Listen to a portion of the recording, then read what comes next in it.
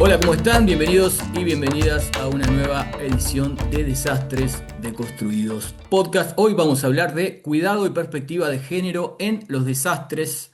Hola Manu, ¿cómo estás? Hola, buenos días, buenas tardes para todas y todos. Así es. En mi caso, buenos días, en el tuyo, buenas tardes. Sí, hoy los saludo desde Holanda. Qué Desde Países bien. Bajos, perdón, que aprendí, que es una provincia. Acá en Argentina decimos Holanda siempre. Y Nacho, ¿a quién tenemos como Tenemos a invitada? Ana Gabriela Fernández Saavedra, directora de Flaxo Uruguay. Hola Ana, ¿cómo estás? Hola, mucho gusto, encantada de estar con ustedes. Lo mismo para nosotros. Te voy a presentar, ¿sí? Ana es doctora en género y diversidad por la Universidad de Oviedo, donde también realizó los estudios de maestría y especialización. En su país, en Uruguay, se graduó como educadora social y egresó de la Escuela Multidisciplinaria de Arte Dramático, la EMAD. Trabaja vinculada a los estudios de género desde 2005 en diferentes ámbitos y particularmente investiga la incorporación del género en los desastres socionaturales desde el año 2015.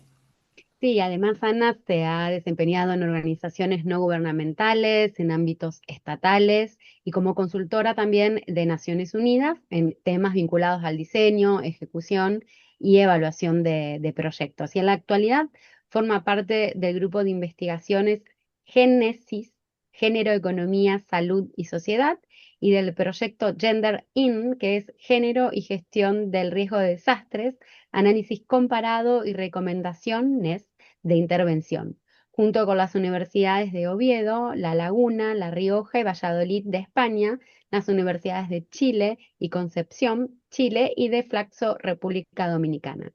Y bueno, Ana es autora de diversos artículos y publicaciones académicas y además integra el Sistema Nacional de Investigadores e Investigadoras del Uruguay. Un gusto tenerte acá, Ana. Un gusto para mí también. Gustazo, agrego y te pregunto para empezar, ¿qué significa incorporar la perspectiva de cuidados en la gestión del riesgo de desastres, Ana? Bueno, en primer lugar, creo que la pregunta que deberíamos hacernos es qué entendemos que es cuidar, ¿no? A medida que nuestras sociedades han estudiado el tema de los cuidados, particularmente en nuestra región, se ha desarrollado distintas ideas, es decir, bueno, cuidar puede ser alimentar, abrigar, puede ser buscar agua, puede ser dar un abrazo, puede ser pasar un tiempo de juego, de esparcimiento. Cuidar puede ser llevar a alguien a otro lugar. En definitiva, puede ser acompañar, escuchar, ¿no?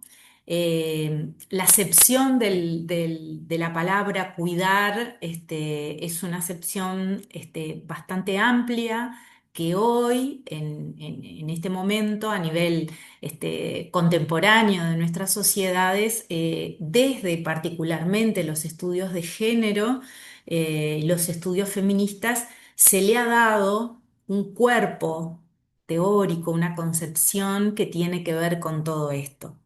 Y que Claro. si pensamos en eso, todas estas acciones que yo les dije y seguramente otro montón que ustedes están pensando en este momento, eh, son como esas acciones que en primer lugar no tienen un valor monetario Claro.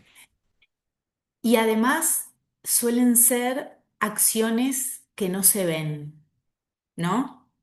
Porque suelen ser en el ámbito privado de los hogares, de las familias, pueden ser también en lugares comunitarios, pero a la interna, en grupos no sé, por ejemplo, para la tercera edad o para personas con discapacidad, pero siempre entendiendo que los cuidados son algunas de esas tareas que se realizan en el ámbito privado. Y en ese ámbito privado, muchas veces nuestra sociedad no los valora como tal. Eh, Claro, lo que no se más. visibiliza, lo que no se visibiliza, lo que no se reconoce, no se le otorga importancia. Exacto, y porque además estamos en sociedades occidentalizadas, capitalistas, donde lo que vale es lo que tiene un valor monetario, y todo esto que hay toda una corriente que habla de la ética de los cuidados, es lo que no se ve. De alguna manera pasa un poco como con los temas ambientales, ¿no? Es decir, estas cuestiones de la tierra que nos han permitido la vida desde que existe la humanidad, también, o sea, estamos llegando en un momento que le estamos poniendo precio al agua, a los bosques, ¿no? Y en definitiva, con los cuidados pasa un poco lo mismo. Es eso que no se ve, pero que si no existieran, nuestras sociedades no podrían funcionar. Esto es lo que llamamos la división sexual del trabajo, ¿no? Es Claro. decir, para que yo hoy llegue a mi lugar de trabajo, bañada, vestida, alimentada, habiendo desayunado, es decir, hubo que hacer determinadas tareas o alguien tuvo que hacer determinadas tareas de cuidado. ¿Qué es lo que pasa además? Que vivimos en un sistema que parte como que todos somos independientes, individualistas, que nadie depende de nadie, que siempre tenemos que estar al 100% para el rendimiento, y eso no es verdad. Y Somos, competir. claro, somos seres interdependientes. Todas las personas cuidamos o necesitamos ser cuidadas en algún momento de nuestra vida, de manera más permanente. Por supuesto que cuando fuimos bebé alguien nos cuidó, ¿no? O de manera circunstancial. Yo mañana salgo, me rompo la rodilla, me tienen que operar y voy a necesitar cuidados, ¿no? Es decir, esa cuestión de la eficiencia 100% de mecanicista del ser humano no es así. Todas las personas necesitamos cuidar y ser cuidadas. Somos seres interdependientes y a nivel de las familias, todo esto que ha pasado. Y bueno, todo esto ya sabemos que ha recaído particularmente en las mujeres. Los cuidados han recaído en las mujeres. En la mayoría de nuestros países de América Latina y el Caribe se han hecho encuestas, ¿no? Sobre el uso del tiempo. Y esas encuestas que nos indican y que las mujeres realizamos, no sé, en Uruguay la última fue en el 2020, algo así, más de 20 horas semanales dedicamos más las mujeres que los hombres a lo que se conoce como trabajo no remunerado.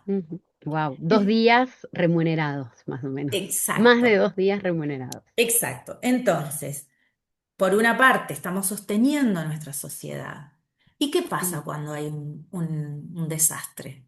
Y que el trabajo no remunerado aumenta. ¿Por qué?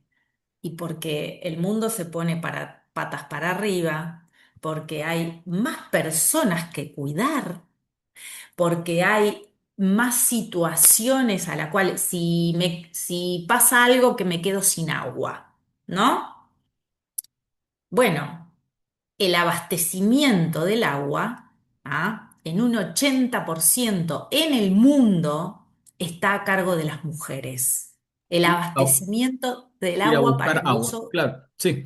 ¿Tá? Sí. Entonces, Mm. si no me sale agua de la canilla porque pasó algo, o una sequía o un evento que se cortó el suministro, un evento extremo como, no sé, un huracán, un terremoto, es decir, ¿qué va a pasar? Y bueno, que ese trabajo no remunerado, las horas que le tenemos que dedicar va a aumentar. ¿Sobre quién va a recaer? Sobre las mujeres. Bueno, yo iba a hacerte una pregunta justamente, pero ya me la estás respondiendo, como que ahora te dejo completar desde la perspectiva Sí. de gestión del riesgo, pero era introducir esto de quiénes sostienen el cuidado durante una emergencia o durante el desastre o después. Ya me la estás eh, ahí completando. Sí. Pero mirá, te voy a decir una cosa interesante. En el grupo de investigación, nosotros investigamos el terremoto y tsunami de Chile, particularmente, ¿no? Los estudios de caso, el terremoto y tsunami de Chile de 2010 y el terremoto de Lorca en España en el 2011. ¿Y qué aparece? Que en la emergencia cuidan hombres también y cuidan mujeres. ¿Por qué? Porque en ese momento, en la emergencia, lo prioritario es la vida. Y frente a la prioridad de la vida, también aparecen hombres cuidando. De otras maneras, en un breve plazo, ¿tá? Pero habían unos hombres que decían, me decían en Chile, bueno, estábamos todos cuidando a la gente de uno, cuando se quedaron al aire libre, a la intemperie, en campamentos improvisados, ¿no? Sí, ¿Qué es lo que pasa en esa situación también? El cuidado ya no es tanto en el ámbito doméstico, sino que el desastre lo lleva al ámbito público. Por una parte, aumenta por las consecuencias, pero también se desarrolla en el ámbito público. Y eso le da una visibilidad diferente. En la posemergencia, en la reconstrucción, en el post-evento, a- triplican las mujeres, ¿no? Es decir, quienes se hacen cargo. Voy a decir dos cosas. En el terremoto de El Salvador del 2001, hubo una economista que hizo un trabajo para CEPAL, Ángeles Arenas Ferris, que calculó el aporte de manera monetaria, que muchas veces las economistas hacen esto, el Claro. aporte de las mujeres a la reconstrucción del Salvador. No me acuerdo las cifras en este momento, es un artículo interesante porque calcula de acuerdo a la cantidad de trabajo, de las horas que aumentaron, que les decían las mujeres, a la cantidad de horas que aumentó su trabajo no remunerado, tanto en el ámbito urbano como en el área rural. Y eso lo calculó de acuerdo a lo que se estaba pagando en ese momento. Y eso, desde el punto de vista monetario, significó un porcentaje muy alto de lo que se gastó en El Salvador para la reconstrucción. Entonces, si lo vemos desde el lado de la ética de los cuidados y que no podemos como humanidad sobrevivir si no existen los cuidados, y también si lo vemos desde el punto de vista monetario y sí. mercantil, ¿ah? También nos vemos los aportes que implican el trabajo no remunerado. Y quiero agregar una cosa más. Con el grupo de investigación, durante la emergencia, una cuestión que vimos fue muy interesante, que se relaciona con los cuidados, es que si nosotras analizábamos lo que implica el rescate en el momento de la emergencia, si analizábamos el rescate desde un punto de vista feminista y desde las teorías de género, nosotros podemos estar ampliando el concepto de rescate. ¿Por ¿Y qué? cómo sería eso? Sí. Muy interesante, a ver. Claro. A ver. Porque, a ver, eh, ¿quiénes rescatan? Normalmente cuerpos de bomberos, Mm. La masculinos, policía, los También, militares, vecinos los, también, vecinos y vecinas los también, por supuesto. rescatistas. Sí, Ahí está, claro que sí. vecinos y vecinas. ¿Y qué Ujú. es lo que pasa? Muchas veces la acción física del rescate la realizan los hombres, Sí, ¿no? ¿Por qué? Porque, bueno, mayoritariamente estos grupos que integran, ¿no? Estos lugares está compuesta por hombres, ¿no? ujú. Y porque, bueno, la acción física muchas veces la realizan los hombres.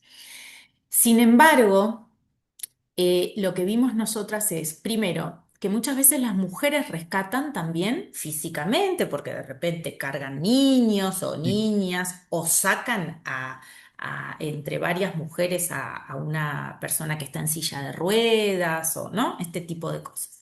Pero también las mujeres muchas veces, como conocen muy de cerca el entramado comunitario, son quienes le dicen ¿Dónde están? al rescatista, Claro, vaya a esa casa porque ahí hay una abuelita que vive sola y que no va a poder salir. la información, claro. La información clave. El tejido comunitario, Sin ninguna duda. ¿no? Y Ujú. otra cosa más.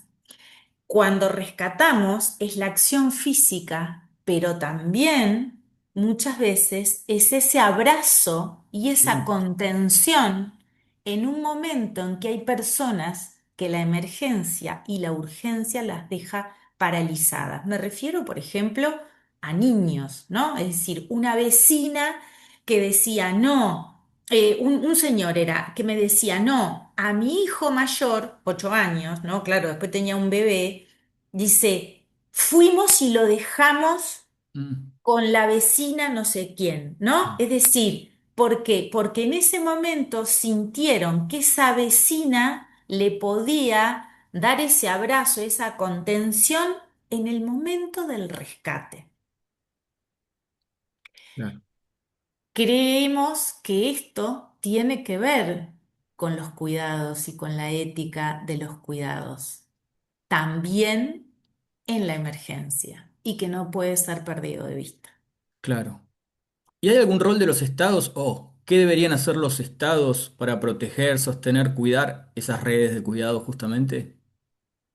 Y bueno, a ver, en primer lugar, nuestros estados a nivel latinoamericano y del Caribe necesitan muchísimo todavía que avanzar, ¿no? Es decir, los temas de cuidados como políticas públicas son temas que se están discutiendo. Bueno, Uruguay tiene un sistema nacional de cuidados desde hace algunos años, otros países lo están incorporando. La semana pasada nos comentaban que México aprobó una ley nacional de cuidados, pero no es suficiente, ¿no? Para las necesidades. Y mucho menos hay un enlace o una interlocución entre lo que implican las situaciones de, o sea, las políticas públicas de desastres, ¿tá? Y los sistemas de cuidados en los países, ¿no? Entonces ahí yo creo que hay un diálogo que es necesario tener de parte de los estados. Por ejemplo, en los planes nacionales de gestión integral del riesgo o este tipo de cosas. Pero para mí una cosa que se puede hacer, que los estados podrían hacer más desde lo local, es, sobre todo en la prevención, ¿no? Pensar cuáles son los mecanismos de cuidado que hay en una determinada comunidad según cómo está conformado, ¿no? Es decir, es muy común que en las distintas localidades se hagan mapas de riesgo, ¿verdad? Se elaboren mapas de riesgo también teniendo en cuenta las instituciones que existen, es decir, bueno, no sé, ¿dónde está el destacamento de bomberos? ¿Dónde está la La policía? Un poco, escuela. ahí está la escuela, si hay una policlínica, ¿no? Es decir, ese tipo de cosas. Bueno, mapeemos también cuáles son los mecanismos. Hay una guardería, hay un centro de los adultos mayores, es decir, porque eso nos va a permitir también tener claridad para saber cómo es ese tejido comunitario, ¿tá? Cómo hacemos o qué podemos potenciar cuando ocurre un determinado evento o qué cosas necesitamos fortalecer o reforzar. Me pongo en el lugar de Estado que llego con políticas públicas. O tal vez hay organizaciones sociales que están operando también y trabajando en los temas de cuidados, Sí, ¿no? Porque esto también, o sea, no sé, por ejemplo, hay muchas organizaciones para personas con discapacidad, ¿no? Es decir, bueno, ¿cuáles son en el lugar, en la comunidad? Y eso, en general, son diálogos que a veces no existen. O, por ejemplo, cuando se van a hacer estos mapas de riesgo o estos diagnósticos de qué es lo que qué es lo que contamos, son cosas que no siempre se tienen en cuenta. Sí, y pasan a ser una capacidad del sistema que estamos analizando. O Por sea, supuesto, por supuesto. Entonces, con esto de ver, bueno, las vulnerabilidades y las capacidades, y bueno, esta es una capacidad que hay Sí, en este grupo de mujeres, esta es una capacidad que hay en la comunidad que está instalando. Y yo creo que ahí los estados y las políticas públicas, pero también las organizaciones sociales que muchas veces cuando llegan, más organizaciones supra a nivel nacional o tienen que tener mucho cuidado de no romper ese tejido, claro. claro, ¿no? sí. Porque muchas veces, y seguro que con esto que les estoy diciendo, a ustedes se les vienen ejemplos a la cabeza, Claro. eh, las organizaciones dicen, bueno, esto vamos a hacerlo así y tiran abajo algún tipo de entramado que hay o entramado comunitario que surge a partir de la emergencia. Sí, que es Porque eso también, reactivo. exacto, porque eso también pasa. Hay veces que, no sé, la asociación de las familias de la escuela, Ujú. ¿no? De padres y madres de la escuela, ¿no? Bueno, que son la familia que en la escuela en general, no sé, organiza un beneficio, esto Sí, mantiene las infraestructuras de la exacto, para escuela. pintar la pared del patio. Bueno, cuando ocurre un evento, ahí hay una capacidad en un colectivo, ¿tá? Que rápidamente se reorganiza, porque ya hay una organización previa y dice, bueno, ¿no? ¿Cómo podemos hacer? Entonces, de repente son quienes primero llegan a la familia de todos los niños y las niñas en la escuela, ¿no? Sí, es clave visibilizar eso como parte de la estrategia de gestión integral de riesgo de desastre. Exactamente. Y muchas veces estos diálogos no son, no siempre existen, ¿no? Es decir, y acá voy a decir una cosa, no es solamente de parte de quienes están a cargo de la gestión del riesgo de desastre. Yo también lo observo de parte de quienes están en lo que podrían ser las políticas de igualdad, Sí. o sea, voy a decir algo, es un poco teórico, pero en realidad creo que se va a entender. En la conferencia de Beijing de 1995, que fue la Conferencia Mundial de las Mujeres y que fue un hito para trabajar los temas de igualdad en nuestros países a nivel mundial, en Beijing ya se coloca una frase que dice que después de un desastre aumenta el trabajo no remunerado de las mujeres. 1995. ¿Tá? Sí, Mm. 31 años. Eh, exacto. Mm. ¿Cuánto tiempo ha pasado para que hablemos de estos temas? ¿Cuánto tiempo ha pasado para que nuestros países lo incorporen? Y a nivel regional, las conferencias regionales de la CEPAL, de las conferencias regionales de la mujer, de la CEPAL, han sido muy importantes. América Latina y el Caribe tiene las conferencias regionales más importantes, como subregión, ¿tá? ¿Cuánto tiempo ha pasado para que esas conferencias empiecen a mirar hacia los desastres? ¿Tá? La primera vez que se mencionó fue en Brasilia 2010 y el año pasado fue la Conferencia Regional de la Mujer en México y se habló se colocó particularmente el tema de los cuidados y allí aparecía el vínculo. Pero fue el año ¿Y pasado. ese Tenemos delay? un camino para andar. ¿Qué pasa con ese delay? Cómo lo analizás o cómo lo pensás? ¿Por qué? Sabés que cuando yo lo estudié, yo estudié todas las conferencias de las mujeres a nivel mundial, a nivel latinoamericano y del Caribe, y estudié todas las conferencias de los desastres a nivel mundial, o sea, le pregunté a las conferencias de los desastres qué había de género y a las de género que había de desastres, Sí. ¿no? Y también le pregunté a algunas mujeres que habían estado en las conferencias regionales, Yo creo que América Latina y el Caribe era como que había otras urgencias, ¿tá? Y no miraba para los desastres, ¿no? Yo creo que había otras urgencias a principios del siglo XXI,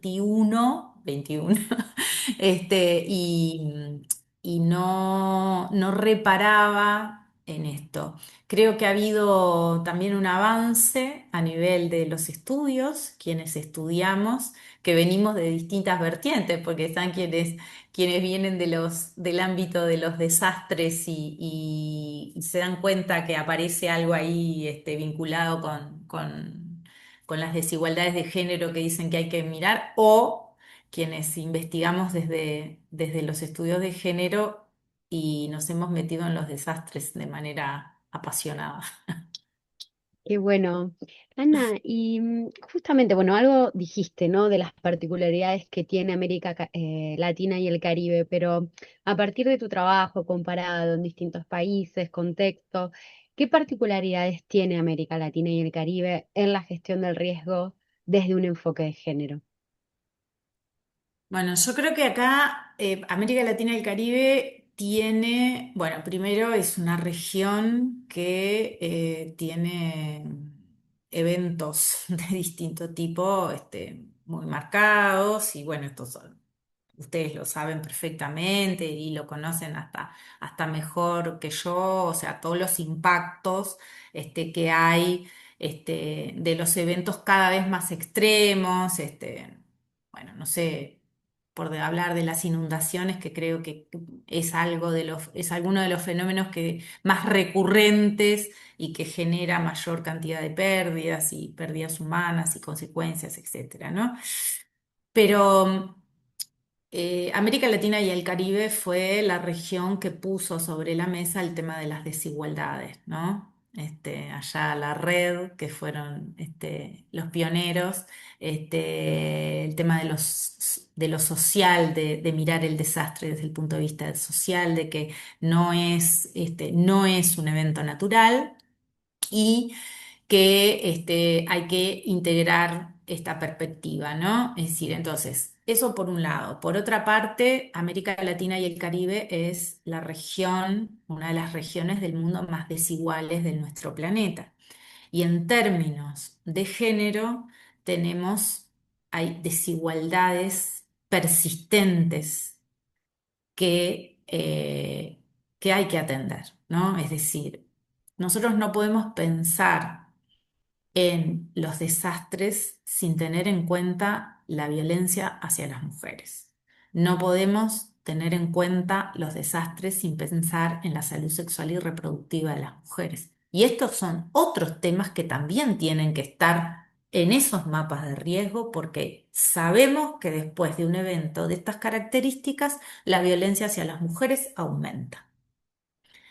Las violencias hacia las personas trans aumentan, las violencias hacia todo aquello que no es hegemónico. Entonces, o sea, las tasas de femicidio en nuestros países es altísima Y y después, nos, y se vio claramente con el COVID. O sea, bueno, con el y COVID, cómo se, aumentaron las tasas de es femicidio y de violencia doméstica sobre todo en exacta. países latinoamericanos. Exactamente. Entonces, nosotros no podemos, o sea, no podemos pensar, creo que cualquier ámbito de la vida hoy por hoy, sin pensar en estos temas. Sin pensar que en un campamento transitorio, en un albergue, van a haber ataques sexuales a las mujeres, ¿no? Ya lo sabemos. No vamos a pensar que en mi realidad no va a existir. Pero además, en América Latina y el Caribe tenemos un gran número de movimientos sociales y movimientos de mujeres que han realizado una experiencia y hay mucha experiencia acumulada. ¿Ah? Cuando yo comencé a estudiar los desastres desde el punto de vista de género, una cosa que veía es que había muchos estudios anglosajones y en el sudeste asiático. ¿Ah? y poco en América Latina, particularmente de género y desastres, muy poco en América Latina. Pero sin embargo, encontré como algunas sistematizaciones de experiencias. ¿Por qué?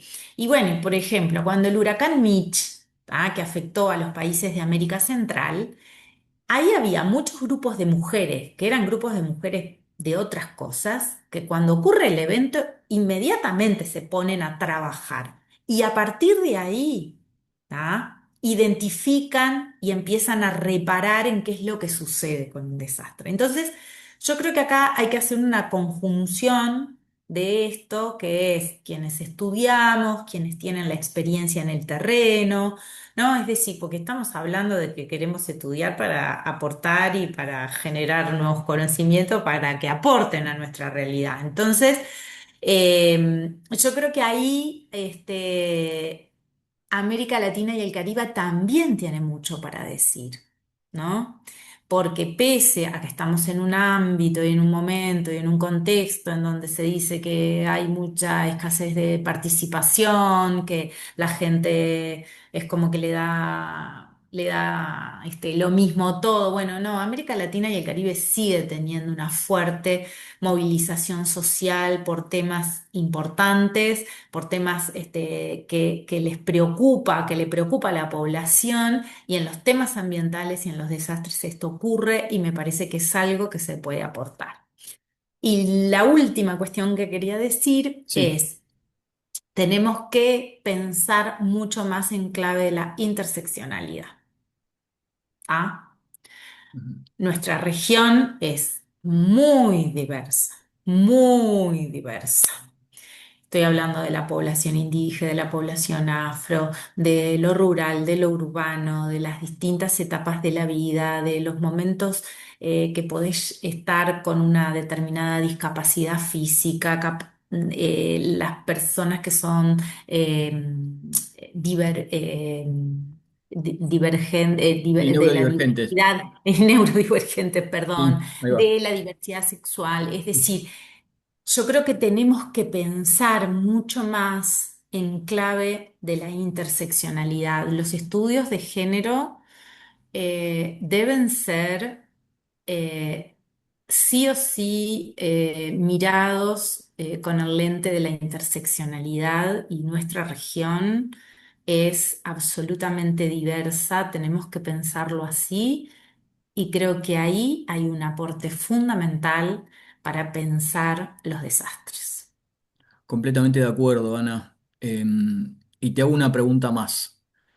Haciendo alusión al nombre de nuestro podcast, ¿no? ¿Qué idea crees vos que necesitamos de construir de manera urgente respecto de los desastres? Bueno, me parece que hay dos cosas, que cuando introducimos la perspectiva de género, es realmente un aporte sustantivo a desnaturalizar los desastres. Nosotros seguimos hablando, no, yo no, ustedes no, pero seguimos escuchando que los desastres naturales. No, no, no. Los desastres no son naturales. Hace muchos años que justamente otra gente que nos precedió habló de esto. Sin embargo, todavía cuesta. Bueno, el aporte desde la mirada de género contribuye a desnaturalizar. ¿A qué? Bueno, a que las respuestas también no tienen que ser desde esa forma preconcebida, en esa división sexual del trabajo, desde un punto de vista patriarcal, androcéntrico, donde los hombres son los que rescatan, las mujeres son pasivas, donde la población adulta mayor no puede aportar nada. No, no, no, no. La perspectiva de género desnaturaliza y tenemos que contribuir a seguir trabajando para esa desnaturalización. Y además tenemos que dejar de seguir viendo el desastre, ¿tá? Desde el punto de vista patriarcal. Nosotras con unas compañeras decimos, bueno, también el desastre puede ser un sistema de opresión, como dicen algunas autoras, ¿tá? que a los distintos sistemas de opresión que nos tenemos que enfrentar las mujeres a lo largo de nuestra vida, o las personas que no siguen ese patrón de masculinización hegemónica, ¿no? Es decir, bueno, que no convirtamos el desastre también en un elemento de opresión y de dominación en esta sociedad patriarcal. Muchas gracias, Ana, por todas estas reflexiones que Gracias. contribuyen justamente a deconstruir estos conceptos. Y bueno, estamos llegando al cierre de este episodio que tiene como tema los cuidados desde las perspectivas de género con Ana Fernández. Y siempre terminamos con una pregunta en que le invitamos y le preguntamos a las personas que entrevistamos si estuvieron leyendo algún libro en este último tiempo, si recomendarían alguna lectura a toda la audiencia del podcast. Así que, bueno, esa es la pregunta final para ti. Bueno, primero voy a hablar de un libro que en realidad leí hace muchos años, pero que me gusta mucho y que para mí fue además en un momento muy importante. El libro es la novela La mujer habitada de Gioconda Belli. Este, Porque además fue un libro que me regalaron un grupo de compañeras y compañeros con quienes yo compartí un trabajo que fuimos a hacer de reconstrucción en El Salvador. Y bueno, y fue muy, muy importante en aquel momento el regalo y lo que me encontré en el libro. Pero tenía además, como ustedes me habían comentado esto del libro y estuve pensando, quiero leerles un poema, ¿tá? Hay una autora, una poetisa, a mí me gusta mucho la poesía, y hay una poetisa uruguaya que se llama Amanda Berenguer, ¿tá? Que es una poetisa que murió en el 2010, ¿tá? Pero contemporánea. Y voy a leerles y a dejarles un poema que se llama Tarea Doméstica y que me parece que viene a colación de lo que estábamos trabajando hoy. Buenísimo. Dice, sacudo las telarañas del cielo desmantelado con el mismo utensilio de todos los días. Sacudo el polvo obsecuente de los objetos regulares. Sacudo el polvo. Sacudo el polvo de los astros. Cósmico abatimiento de siempre. Siempre muerta caricia cubriendo el mobiliario terrestre. Sacudo puertas y ventanas. Limpio sus vidrios para ver más claro. Barro el piso tapado de desechos, de hojas arrugadas, de cenizas, de migas, de pisadas, de huesos relucientes. Barro la tierra, más abajo la tierra, y voy haciendo un pozo a la medida de las circunstancias. Me emocioné. Perdón, qué maravilla. Lo dije, pero no se escuchó. Qué maravilla. Qué bueno. Gracias. Bueno, espero que les haya gustado, porque creo que muchas veces las mujeres también, cuando hacen poesía, nos hacen llegar al corazón de una sensibilidad que no siempre está visibilizada. Sin ninguna duda. Sí. Gracias, Ana. Gracias a ustedes. Bueno, Manu querida, nos despedimos.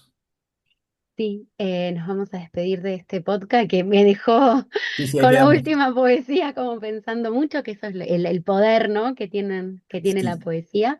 sí, Así que agradecida por haberla traído y bueno, nos despedimos a sí, toda la audiencia ahí y está. decirles que sigan a Desastres Desconstruidos podcast a las redes sociales para enterarse de las novedades. Estamos en Instagram, en Twitter, en Sí. Facebook y en LinkedIn. Y ahí al final de nosotros va a haber una pantalla negra con todos los links a las redes, así que lo pueden ver ahí con una musiquita hermosa, de la que le vamos a hablar en otra oportunidad más en profundidad, pero la hicieron ad hoc para este podcast. Gracias, Ana, de nuevo nos despedimos, nos encontramos pronto. Hasta luego.